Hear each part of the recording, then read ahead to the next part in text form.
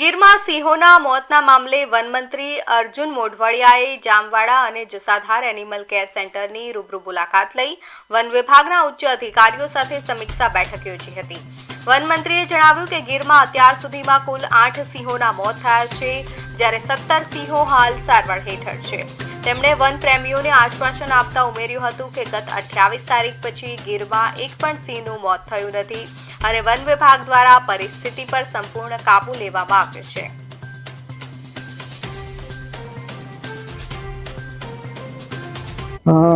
આંકડો મેં કહ્યું એમ 3 દિવસમાં કોઈ વધ્યો નથી। અગાઉ જે 8 મૃત્યુ થયા હતા બીમારીને કારણે, એ 8 સિવાયના હજી કોઈ બીજા વધારાના મૃત્યુ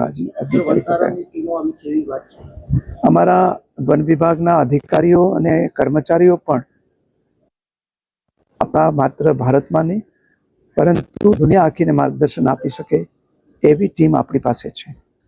વધારામાં વધારાની ટીમ પણ મદદમાં આવી છે, એના ડૉક્ટરો પણ આપણને મદદ કરી રહ્યા છે અને એ રીતે અત્યારે જે સ્થિતિ છે એ સ્થિતિની અંદર આપણે કોઈ ચિંતાનું કારણ નથી।